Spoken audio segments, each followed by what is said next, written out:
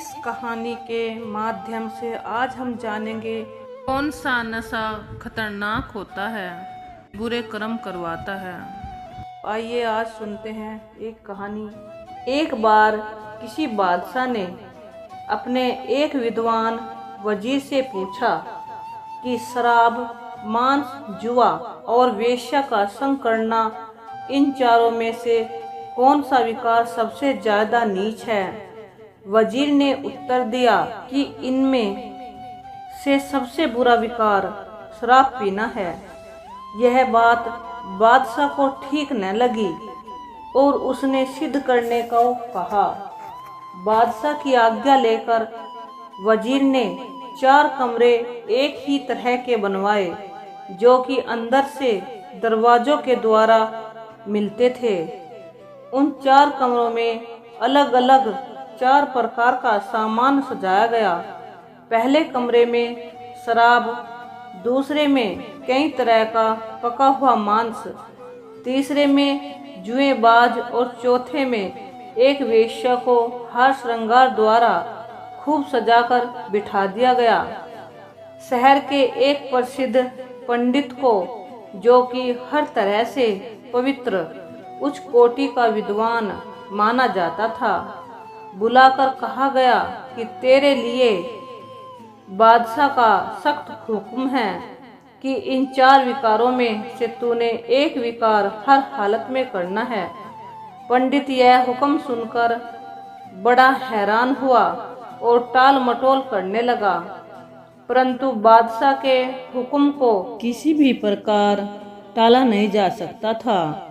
बहुत कुछ सोचने के बाद वह पहले एक कमरे में, फिर दूसरे कमरे में और इसी प्रकार बारी बारी चारों कमरों में दाखिल हुआ। चारों चीजों को गौर से देखा। अब वह प्रत्येक चीज के लाभ हानि को सोचता हुआ मन में विचार करने लगा कि है तो चारों कर्म बुरे ही, परंतु ऐसा कौन सा कर्म है जिसके करने से कम दोष लगता हो। इस प्रकार विचार करता हुआ कि यदि मैं मांस खाता हूँ तो यह एक सच्चे ब्राह्मण के लिए वर्जित है और दूसरा मांस का बदला मांस ही देना पड़ेगा। जुआ खेलना भी ठीक नहीं, क्योंकि जुआ आज तक कोई भी जीत नहीं सका। जुआ अज न मुआ, जुआ कल मुआ के अनुसार इसका अंत बुरा ही है। जुआ एक कलंक है। जुए के कारण ही पांडव अपना राजपाट खो बैठे थे और अपनी पत्नी द्रौपदी को भी दांव पे लगा दिया था। कौरवों पांडवों में युद्ध का कारण भी जुआ ही था। व्यभिचार यानी पर स्त्री के पास जाना तो महापाप और नीच कर्म है। एक तो इससे मनुष्य का सत्य भंग होता है, दूसरा रावण की मिसाल भी याद आ गई। श्री रामचंद्र की पत्नी सीता को चुराकर उसने किस प्रकार अपना सर्वनाश कर लिया था। राम रावण युद्ध का मूल कारण यही था। यह सब कुछ सोचने के बाद वह इस नतीजे पर पहुंचा कि शराब ही क्यों न पी ली जाए, क्योंकि इसमें कोई खास अवगुण नहीं है। इस प्रकार बादशाह भी की शर्त भी पूरी हो जाएगी, दोषों से भी बच जाएगा। यह निश्चय धार कर उसने शराब का एक छोटा सा पैग पी लिया। उसने पहले कभी शराब का स्वाद तक भी नहीं चखा था, इसलिए एक पैग से ही उसे नशा हो गया। अब उसके दिल में यह उलट ख्याल बैठ गया कि दोषी तो हो ही गए, फिर क्यों न इसके स्वाद व नशे को भली प्रकार से ही देख लिया जाए। बस फिर क्या था, उसने और पीनी शुरू कर दी। ज्यों ज्यों वह पीता गया, त्यों त्यों उसके होश हवास गुम होते गए। इस शैतानी हरकत ने अंदर जाते ही अपना प्रभाव दिखलाना शुरू कर दिया।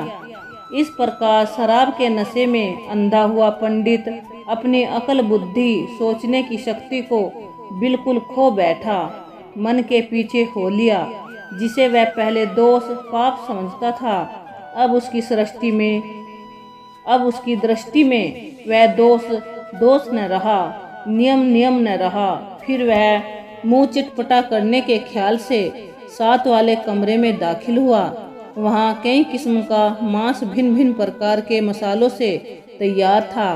लपट आते ही उसके मुंह में पानी भर आया। उसने खूब डटकर मांस का स्वाद भी लिया। अकल सोचने की शक्ति तो पहले ही गुम हो चुकी थी, इसीलिए उसने जुआ भी खेला। अब वह जंगली जानवरों के मांस से बुद्धि जड़ हो चुकी थी, राक्षसी ख्याल बन चुके थे। काम चेष्टा का उत्तेजित होना स्वाभाविक ही था, इसीलिए पर स्त्री संग के दोष का ख्याल न करते हुए उसने वेश्या का संग भी कर लिया। अब उन वस्तुओं में कोई दोष नजर नहीं आता था, बल्कि उसने अपना कर्म ही समझ लिया, जिसका असली कारण शराब ही था। मकान से बाहर निकलने पर वजीर ने पूछा, पंडित जी, आपने इनमें से कौन सा कुकर्म किया है? इस पर पंडित जी ने उत्तर दिया, जी मैंने तो चारों ही कर लिए हैं। वजीर ने कहा, आपको केवल एक ही कर्म करने का हुक्म था, फिर आपने चारों क्यों किए? पंडित जी ने बताया, महाराज, बादशाह के हुक्म से डरते हुए मैंने बहुत कुछ सोचने के बाद शराब में कोई खास दोष न समझते हुए पहले शराब पीने का ही कर्म किया, परंतु इसने अंदर जाते ही मुझे मूर्ख बना दिया। केवल इस शैतानी पानी ने ही मुझे दो शेष सभी कर्म करने के लिए मजबूर कर दिया।